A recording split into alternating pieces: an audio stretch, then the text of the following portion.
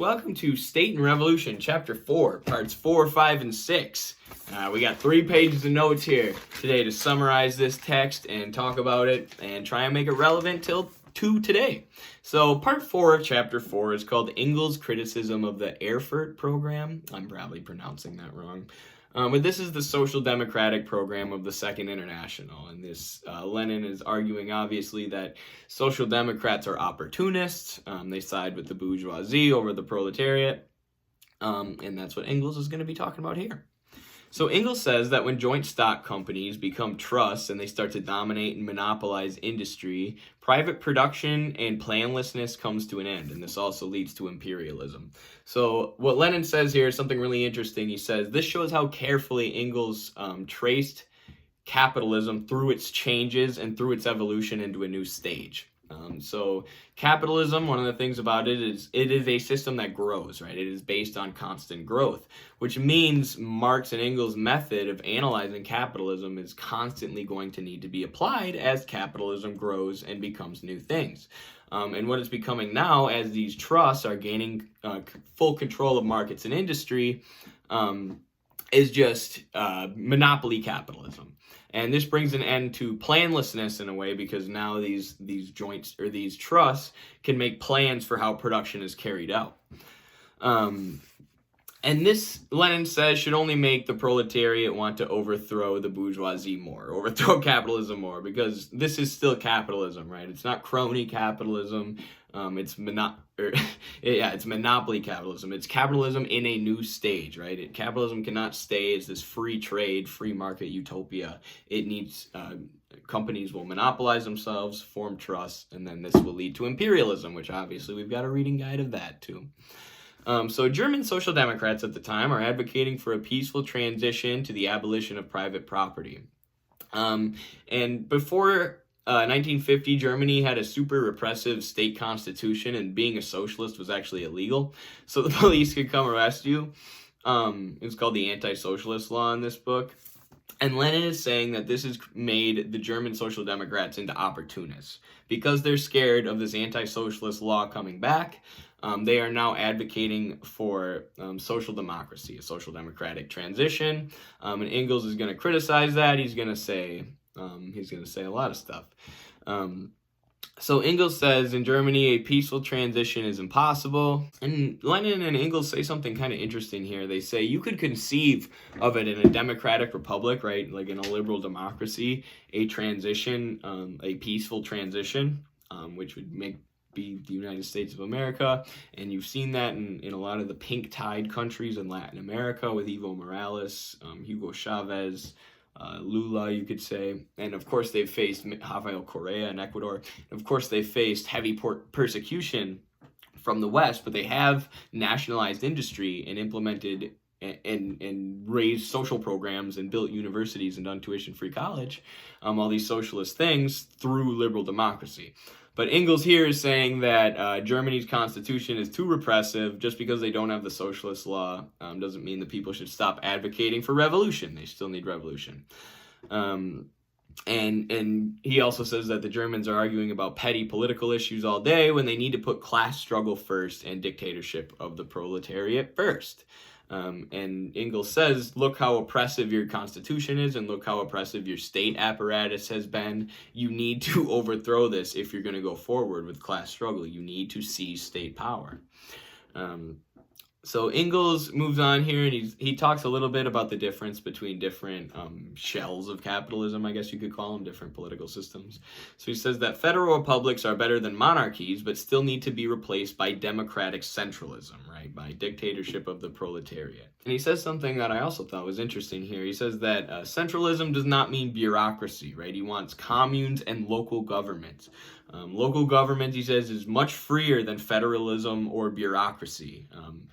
Provinces under a dictatorship of the proletariat need self-governance and universal suffrage, so they can be no more perverse authorities appointed by the state, right? So he's essentially here arguing for decentralization, right? He's saying less state power, more people governing themselves, provincial governments, if there's representative bodies, it's universal suffrage. The community elects people from the community to run these representative bodies that make decisions about production and whatnot. So they're really, really getting specific about what needs to be done right now, post-revolution, and arguing for decentralization, and also saying that dictatorship of the proletariat is still necessary. All right, so that is the end of part 4. So part 5 of chapter 4 is called the 1891 Preface to Marx's Civil War in France, where Engels draws different lessons from the Paris Commune. So he says, after the Paris Commune was established, the state disarmed the workers. So after the revolution, they were left unable to defend themselves.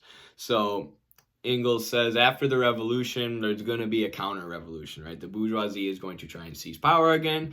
This is proven to be true basically anywhere socialism is established. And then mostly during the Cold War era, most of the countries who had revolution were not only dealing with the bourgeoisie of their own country, but of course the West, who would dump money into these countries' bourgeoisies and have the CIA destabilize their countries and whatnot. So Engels is saying in order to prevent this, the workers need to arm themselves and be ready to protect the revolution from the counter-revolution.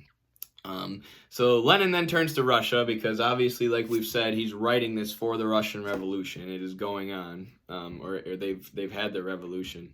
And he says, in 1917, the Social Democrat Tseretelli, I think that's how it's pronounced, I don't know, called to disarm the revolutionary workers. And Lenin said that this is the clearest moment where the Social Democrats side with the bourgeoisie and show what they really are, right? And we're not talking about, like, American context here, right? We're not talking about, like, Bernie Sanders supporting stricter gun control and being like, you opportunists, to the Hague, or whatever.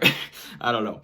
We're talking about post-revolutionary Russia, right? They've had a revolution, and this guy is saying, let's disarm the workers. And Lenin is like, you are siding with the bourgeoisie, you slimeball. So yeah, different context, and of course I agree with Lenin on that. That was the Social Democrats at the time were siding with the bourgeoisie because they're capitalists. So now they talk about religion in it, and Lenin and Engels make a critique of religion, and they critique Germany for allowing religion to be a private matter, even within the party. And they say people within the party are materialists, right? So they shouldn't be religious because then they're making decisions spiritually rather than religious. And they say religion breeds opportunism. And, I would just like to push back a little bit here because you have places like Nicaragua where the Sandinistas basically needed liberation theology just because it was so heavily ingrained in the culture. And I think the Soviet Union's, anti-religious attitude hurt them, and it hurt the amount of propaganda the U.S. could put out there about them. A lot of people have messaged me concerned when they found out I was a Marxist. Like, this is anti-religion, right? This is against the religion you were raised in. And I think even if you're an atheist, it's important to realize that just bashing religion can be alienating to people and alienating to the working class of different cultures. Now, Lenin's talking about Russia, right, at the time, and they're talking about Germany and saying the people in the party should be materialists because religion breeds opportunism. But if you look at the Sandinistas in Nicaragua, the opportunist parties were the irreligious parties, right? They were the party who took power and was the most successful and led the masses was the Ortega faction who used liberation theology. So Lenin now turns back to Engels for more lessons from the Commune. Workers couldn't use the old state machinery because democratic republics, states, and monarchical states serve the bourgeoisie and need to be changed totally. So this is like the central thesis of State and Revolution. Right now there's a state that serves the capitalists. Wipe it aside, turn it into a state that serves the revolution, and then wither it away. And it needs to be totally changed, right? It can't function in the same way as the capitalist state. So he says the commune was made to pay state officials the same as workers, and this was to stop career hunting and career politicians. And the U.S. will tell you that most socialist states, became super corrupt at the top, and they were just funneling money into themselves. Not really true. The Soviet bureaucracy wasn't even paid that well, you know, as most there was a huge like government bureaucracy which you could criticize and say was bad, but it's not like these people were making millions of dollars. Most of the corruption you'll see in socialist states, like I'll use Venezuela for an example, is people within the socialist government collaborating with the bourgeoisie or with the Western bourgeoisie, right? You could have people within the Venezuelan government selling out to American interests as the CIA is dumping money in there. Or you could, you know, there are price controls set on the food. You could have people in Venezuela traveling to Colombia, the US-backed right-wing country, and selling the food. And then the USSR, of course, you have Gorbachev selling the country out to private capital, which caused the humanitarian crisis in the fall of the Soviet Union as they switched to capitalism. And 75% of people want to go back to the USSR style system. But yeah, the point is that most of the corruption that happens in socialist governments is with the capitalists, interestingly enough. So Lenin says that socialism is the only thing that can stop the revolving door seen in all capitalist countries. This is so common in the U.S. Of course, I mean, they don't even hide it. All our secretaries of defense are like literally weapons manufacturers. Paul Ryan retired from politics a while back. He was only like 30. Now he's got a job with some company, you know, and the lie that capitalism rewards the richest people, the people who work hard, you know, it's people who are born into political families and then go into these revolving doors, and the only way to stop that is to pay politicians as much as the workers. Pretty simple idea here from Lenin, but I like it, very practical. And there's no democracy without socialism. He makes that point because the rich can buy the state. So Engels says that this is a great part here. I love this part. Engels says that people are born into a society that teaches you that the government is just, that we have democracy, and that the government and state share in the interests of society. And people at the time think monarchy switching from democratic to going from a monarchy to a democratic republic means that democracy has been achieved. And Engels is saying, no, not at all. The state, as much as they pretend to be in your favor, right, as much as lip service as they serve you, they exist to suppress the proletariat and hold up the interests of the bourgeoisie. And I mean, anyone who's paying attention to American politics today can tell you that is what our liberal democracy is. No matter, you know, whether there's a D or an R next to the Republican or the president's name, they are upholding the interests of those who own capital, and they are suppressing workers from creating any different kind of country. Engels says that the state only emerges when society is cleft into classes of exploiters and exploited. Revolution must crush the state, which serves as an instrument of oppression by one class over another. Right? When humans way back, this is what Engels says in his book Origins of Private Property and the State. When human societies were way back, when they lived in community with each other, they didn't need a state, right? Because the conflicts were mediated by the group. But as soon as you have property ownership and society becomes a class of people who work the land and people who own the land, there becomes a state to protect those who own the land from those who work the land and keep those who work the land in their place. And this is true of feudalism, slavery, or capitalism, any economic system based on private property. And the way to stop this is for those who work the land to seize the state apparatus and use it to create the kind of society that they want, is what Engels is arguing here. And Lenin's final point in this is that monarchy and democratic republics serve the same function. And Lenin and Engels recognize that the form still matters, but countries must adapt to their own conditions. So, like, whatever kind of form of government you have is going to be different based on your country, and the socialists in that country have to look at it and decide how to best do class struggle and best take the state apparatus in their hands and use it for the good of the workers rather than for imperialism and dumping money into giant corporations. All right, that's the end of part 5. All right, part 6 is pretty interesting. Maybe not the most important part, but I kind of like it. It's pretty short. So it's Engels on overcoming democracy. So Engels critiques social democrats, saying that Marx used the label communist to express their views, which differed from Proudhon and Lassalle. However, the parties grow while the names remain, so the meanings change over time. So he's taking a dialectical view of parties and labels, right? He's saying social democrats start as one thing, and then the name stays the same, but the party changes. And same with communists. And That's a good point for people today, right, who fight so hard over ideologies. I'm a Marxist-Leninist. I'm an anarcho-communist. I'm an anarcho-syndicalist. I'm just a sock dumb. Like, these ideologies have changed over time in their meaning. Like, I'm constantly updating Lenin for today, right? Like, constantly trying to bring it into today's terms. That's what Marx wanted us to do and Lenin wanted us to do. That's interpreting things with dialectical materialism. All right, so however parties grow, blah, blah, blah. Engels didn't have a huge party, but Lenin does, the Bolsheviks. The name is unscientific, Lenin says, and inconsequential, using what Engels said about the parties changing. And Lenin even says he wanted to change the name at one point. However, the actions of the Bolsheviks party have been scientific and have advanced the plight of workers, he says. So he's basically saying, who cares what the name is? We organize the workers and we're seizing power. And that's what it's all about. And that's how you build socialism. That's how you move the dialectic of history, right? The workers...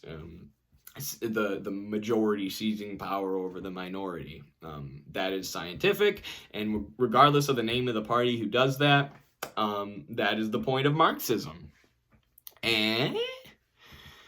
And Lenin says the Bolsheviks are scientific because of their relation to the state, which they want to seize and wither while protecting the revolution. And then, of course, later, after doing that, they would be invaded by some bad people from Germany, and they would help save the world from one of the scariest threats we've ever faced.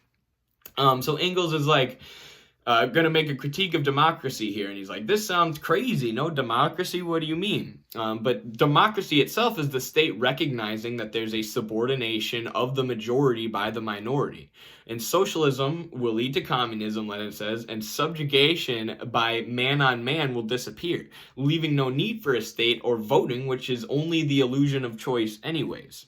So he's saying at one point, once there's no subjugation of man on man and we're all living in community with each other, there won't even be a point of voting. Pretty utopian stuff here, Lenin. So this is just why he's saying Marxism is anti-democracy, right? Because it's going to lead us to this society. But that's the goal of communism, the dream of communism. And regardless, socialism is better for the workers, the in-between stuff, or dictatorship of the proletariat. Where am I? The no democracy argument. Voting right now is the illusion of choice, of course. New generations will be raised without the preconceived ideas about the state being beat into their heads by the bourgeoisie. So this is a really good point. This is how you can start to imagine communism, right? Every generation that's raised up is different from the next. So we have these ideas, and the boomers and older people are even more set in their ways, right? Their ideas of this is a democracy, you vote Democrat or Republican, that's just how it works. Socialism and communism are evil. But every generation has different views and different ideas, and our generation is much more Marxist. And then if we are able to achieve socialism, right, what kind of generation is being born into a socialist world? And then the generation after that, they're going to have different ideas based on how they're raised and the kind of world they're growing up in. So you could eventually have a world where everyone's growing up in a society where there's no oppression by man over man, right? There's not one class who owns and one class who works. Everyone works and everyone owns, and that's the kind of society people could grow up in, and it would be sick. It's called communism. Check it out. All right, that is the end of our review and summary of chapter 4 here by Lenin. Pretty cool chapter. I like some of the stuff they talked about. I'm looking forward to reading and bringing you chapter 5. All right, peace out, everyone.